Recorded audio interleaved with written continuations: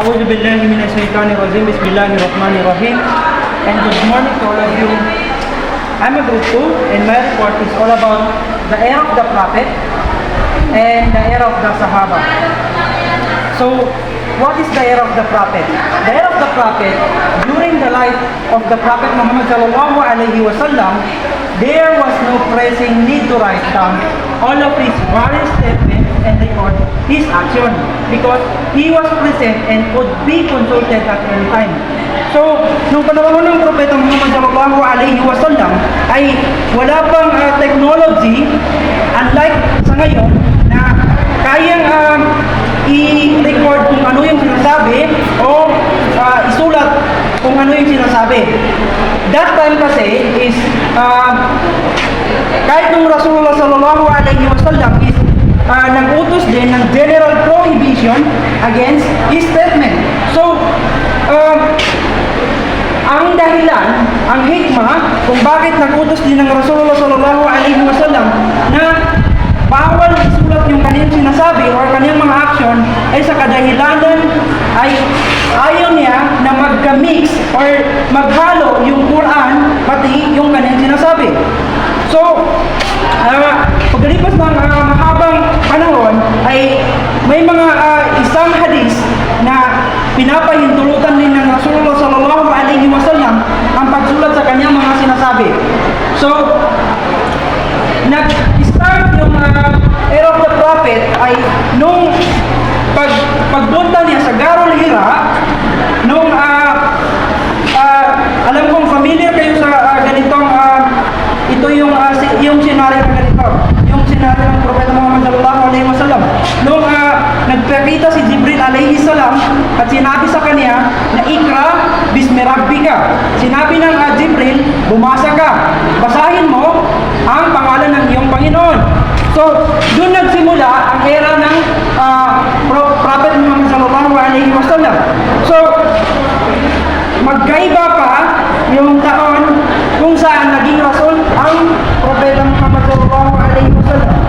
So, nagkaroon or naging rasul na or naging messenger na Propeta Muhammad sallallahu alaihi wasallam nung dumating yung aya na sinabi ng Allah subhanahu wa ta'ala, ya ayyuhal mudaththir. O, ang sabi ng Allah subhanahu wa ta'ala ay kasi nakita ng Rasulullah sallallahu alaihi wasallam si Jibril alaihi salam na sa kanyang tunay na anyo. And then nakapagtakip ang Rasulullah sa kanyang damit. Ay sinabihan ng Jibril alaihi salam na utos ng Allah, ya ayyuhal mudaththir, ikaw na nagtatakip sa iyong damit, kung paandir, ikaw ay magpalaganap or magbigay ka ng babala sa mga tao. So, doon nagsimula ang pagkapropeta ng Rasulullah sallallahu alaihi wasallam or nagsimula ang pagiging messenger niya. Kung alam niyo yung pinagkaiba ng Nabi sa Rasul, ay maiintindihan niyo kung ano yung sinasabi ko. Ano yung pinagkaiba ng Nabi sa Rasul? Ang Nabi ay nakakatanggap ng revelation. So, ang Rasul ay nakakatanggap ng revelation and at the same time, nakakapagpalaganap siya ng message.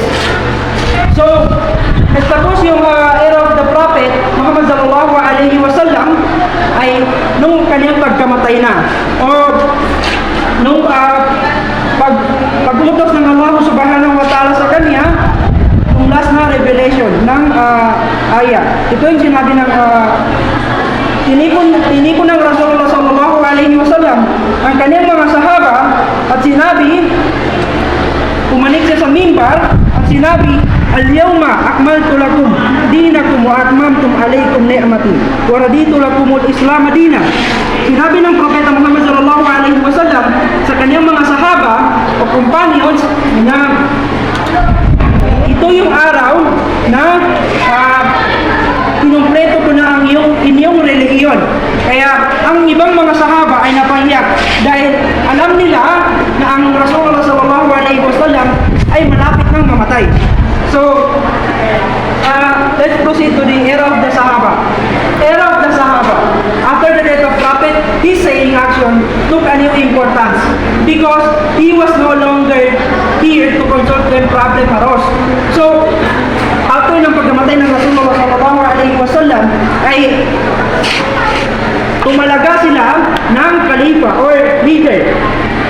Kasi, halimbawa, pero ang kanilang ginawa after ng pagkamatay ng Rasulullah ay hindi nila muna ipinaalam or i-announce. Kasi, ang hikmah or ang wisdom kung bakit hindi nila ina-announce yung pagkamatay ng Rasulullah ay sa kadahilanan ng, halimbawa kasi, tulad kung familiar kayo sa nangyari dun sa MILF, pagkamatay ni Ustad Jasim Salamat, na nung pagkamatay niya ay nagtaka yung mga ibang mujahidin or mga ibang muro kung bakit hindi in-announce bigla ng MILF yung pagkamatay ni Ustad Jasim Salamat. Ganon din yung nangyari sa Propeta Muhammad sallallahu alaihi wasallam. Nagsabi pa si Umar Ibn Khattab radiyallahu anhu na kung sino man ang magsabi na patay na ang Rasulullah sallallahu alaihi wasallam ay pupugutan ko ng leeg.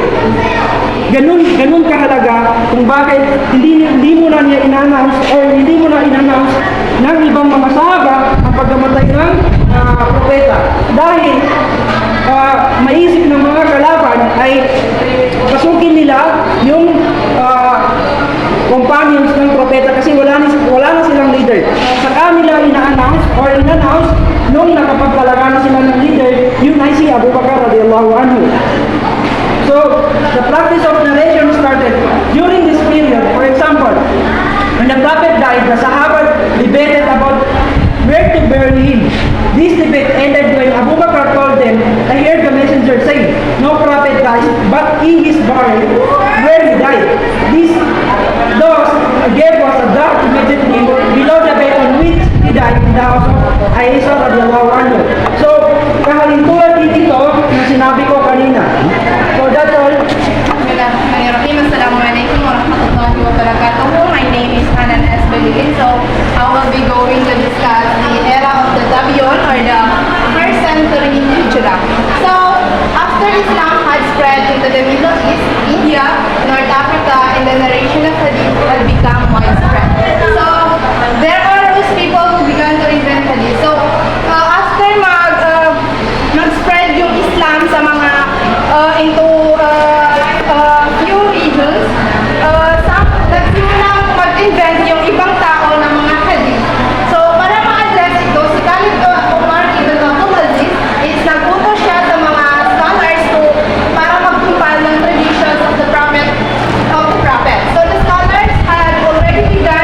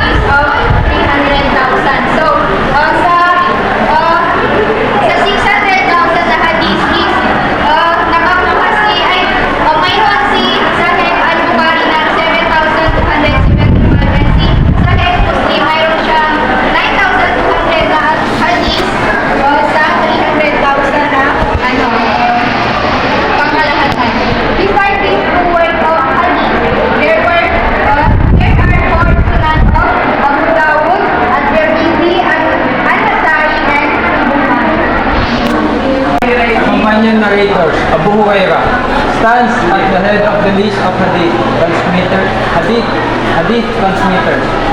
He had been regarded by the Prophet himself as the most righteous of all Muslims. Tinaguriang si Abu Hurairah daw ang pinakamausisi sa lahat ng mga mag-aaral ng hadith ayon sa Propeta Muhammad sallallahu alaihi wasallam. Belonging to the tribe of those, an offshoot of the great clan of, as he came to Medina in the 7th year of the Hijrah, and I'm being told that the Prophet was at Khaybar, went there and accepted Islam since that time and until the death of the Prophet.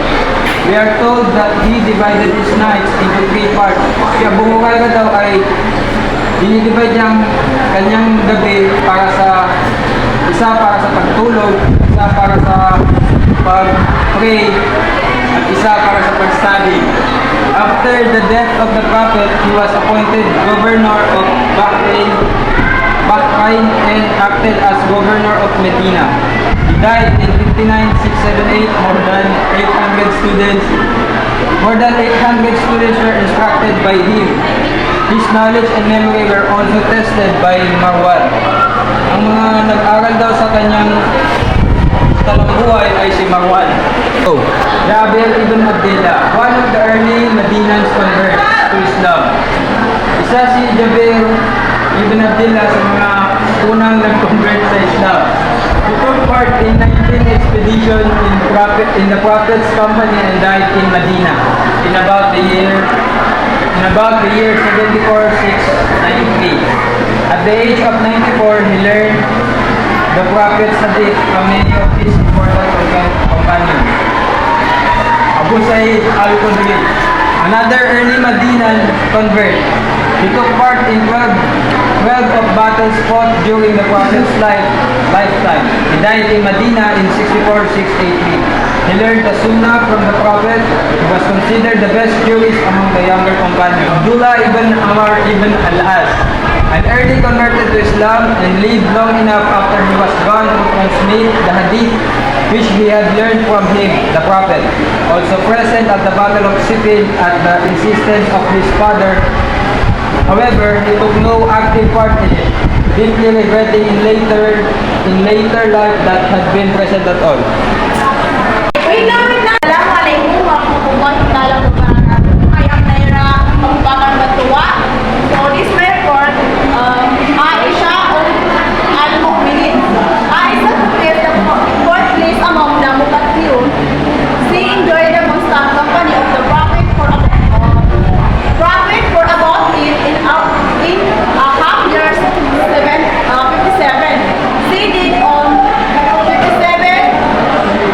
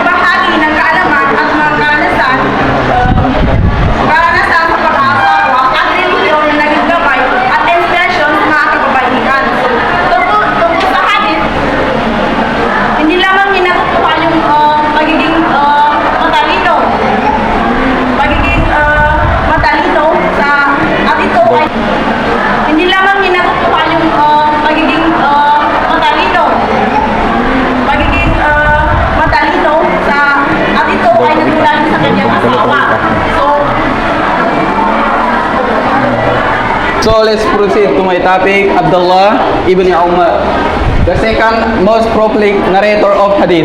He was the son of the second Khalifa.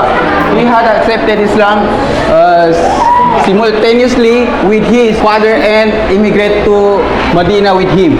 So ito si Abdullah ibn Umar is the second of prolific, second na tumanggap sa Islam kasama ang kanyang father. So si Abdullah ibn Umar, kasama siya sa mga digmaan kung saan naganap ito sa lugar na Madina at sa iba pang mga lugar na kung saan nakipagdigmaan ang Propeta Muhammad sallallahu alaihi wasallam. So the next one is Anas ibn Malik.